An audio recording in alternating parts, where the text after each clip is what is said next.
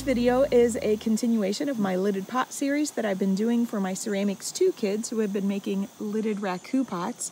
In this particular video, I'm showing the final cleaning of these pots, lid attachment, the tools that I use, things like that. Now you will see that some of these pots have galleries, some of them don't. And in this particular pot, I actually made two lids, one pinch, one slab. So I have two different options for that. I wanted to show different lid construction.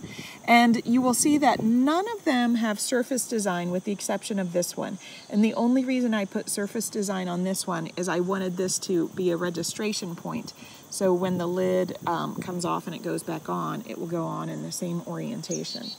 So students who are quarantined right now can see how to finish cleaning their pots at home, and the rest of you can see as well.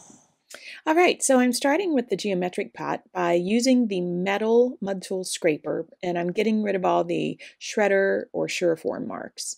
I'm cleaning up the interior of the flange and the lid, just making sure that it looks clean and uniform.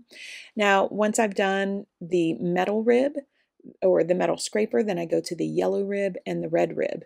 Now, this pot is still leather hard, so it's not really scratching as I do this.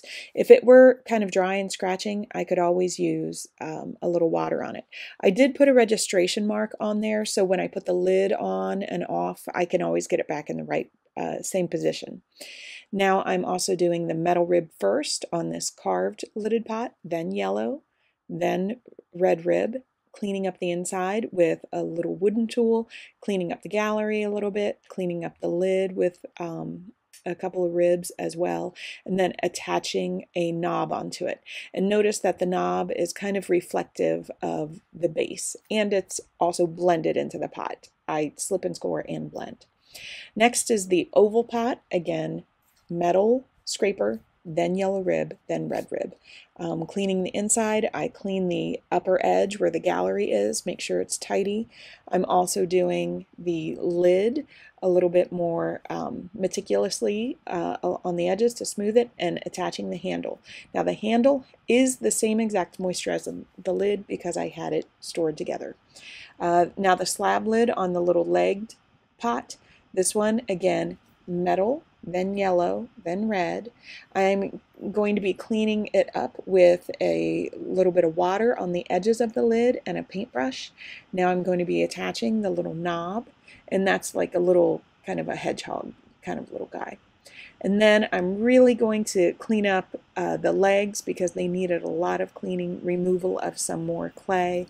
And I'm taking my fingers, dipping them in water, and rubbing the upper edge because I really want to smooth the edge of that pot. So water on the rim, just like we did with our pinch cups, to do the final cleaning on the rim. That really compresses it down. And then I'm doing like a little claw foot there. Now this is the pinch lid that also goes on that pot because that pot has two lids, and then attaching a knob onto that one. All right, next pot. It does have an indent on the bottom, and I'm just scraping everything on the outside, metal scraper, yellow scraper, then the red rib. And then here's a trick on the pot bottom, because it wasn't fully level, I'm taking it and pushing it down firmly on my concrete patio, which is very rough, and by dragging it across the concrete patio, you can kind of make it go back and forth. You can actually like sand the bottom of the pot, and that will level it. So it's a little trick that I show my kids sometimes. If we just can't seem to get it level, sometimes we need something a little bit rougher. And so you can see that really has made good contact there, and the little indent in the middle is kind of nice. Now, that will not rock. As I push on the edges, you can see it's not rocking. So that's a quick fix on leveling the bottom of something. And then I'm just continuing cleaning the interior, exterior, metal to yellow to red. And you can dip your rib in water, again, if it's getting a little bit dry. And cleaning up the edges of the lid by dipping my fingers in water, attaching the knob, and then cleaning it up with a paintbrush. And that is how I cleaned up my final lidded pots.